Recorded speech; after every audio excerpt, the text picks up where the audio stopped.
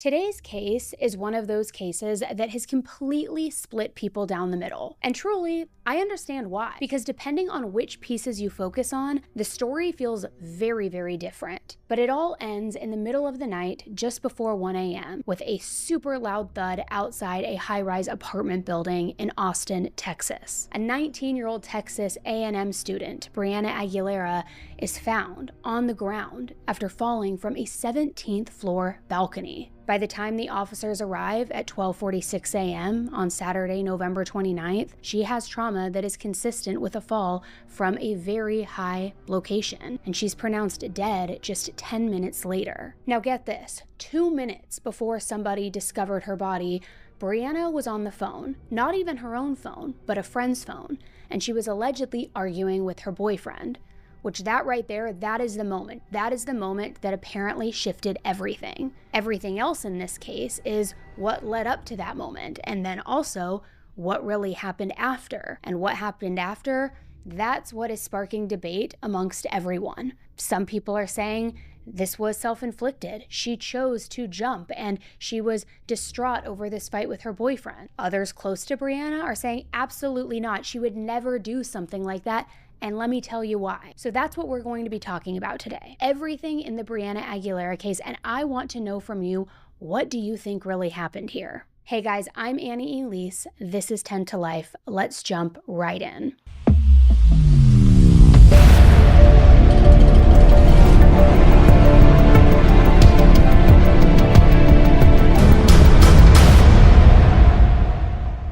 Just weeks before this horrible death, Brianna looks blissfully happy. There's a photo of her dressed in a very pink, very fancy costume. Looks like it's Glinda from Wicked. She's just like beaming beside her college boyfriend, Aldo Sanchez.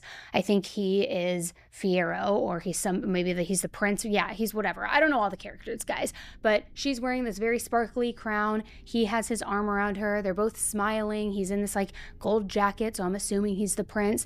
And she just appears very happy. And this photo was taken less than a month before she died. Now, Brianna and Aldo were both students at Texas A&M, and they were both from Laredo, a border city where their families lived. Their relationship also unfolded pretty publicly through photos. There's all sorts of hugging selfies between the two of them from February and March, a Yankee game in April where she's holding an alcoholic drink, a Twisted Tea Peach, and he's holding a Miller Lite, where they're just like having fun at this game together, drinking. There's a photo of them in August where they're at a restaurant where Aldo surprised her with this like massive bouquet of red and pink roses and a card on a little dessert plate that said, "Will you be my girlfriend?" I mean, truly just young, sweet, innocent love, honestly. By late August, they were posting football photos together, photos out with friends, holding hands, going to games together. And on October 4th, there's another photo of her where she is beaming, huge smile in these white cowboy boots with the team logo on as her team was beating Mississippi State.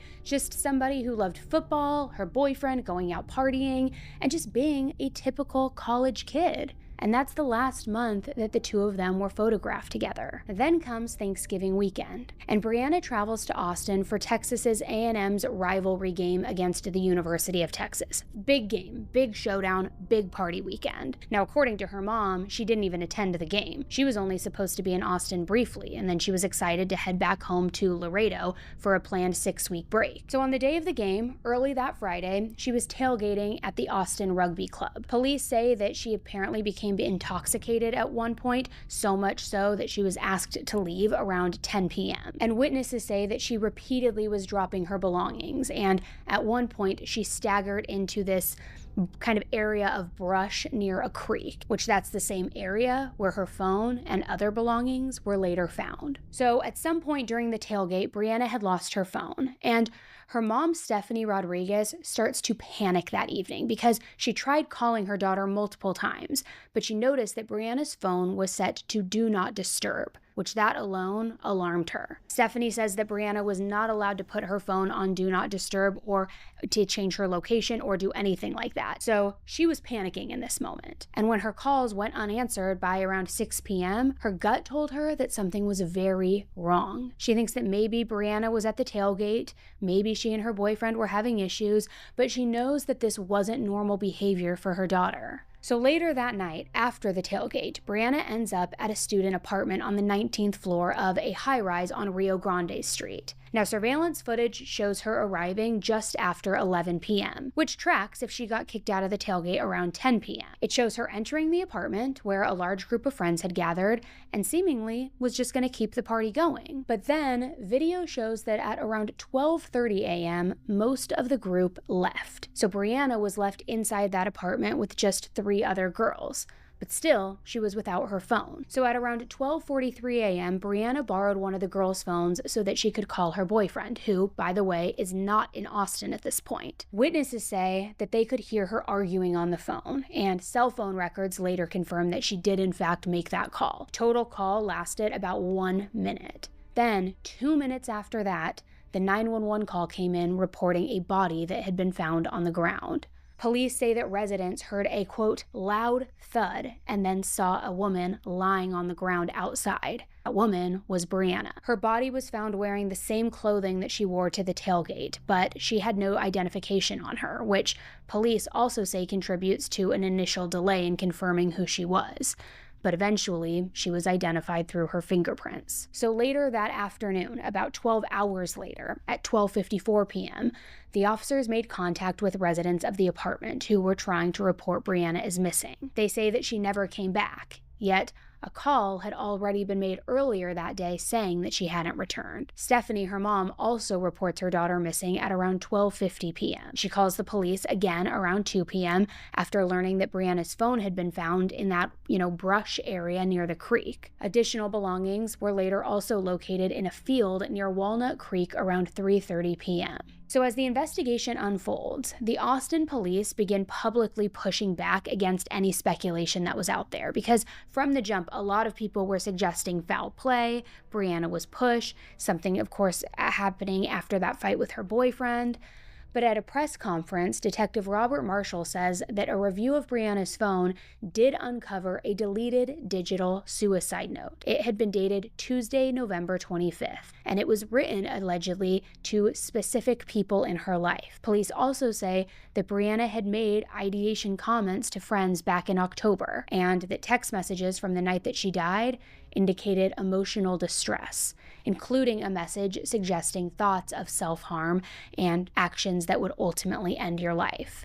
And they say those messages were from earlier that evening. Detective Marshall says that from the moment that the police responded, nothing in the witness statements, video surveillance, or digital evidence ever pointed to anything criminal, nothing indicating foul play. And he emphasized that there's absolutely no evidence of a physical altercation happening that night, and says that everybody who was potentially even involved, they've been cooperative, many of them participating in multiple interviews. Austin Police Chief Lisa Davis also explains why the department is finally speaking publicly about this case at all, saying that because misinformation has been just running rampant, it has caused so much harm to innocent people and to their families, including a lot of bullying that has resulted from all of it. However, Brianna's mother does not believe that her daughter died at her own hand. Stephanie Rodriguez insists that Brianna loved her life. She loved her school, she loved her friends, and she was planning her future, hoping to become a lawyer after earning a place in Texas A&M's Bush's School of Government and Public Service.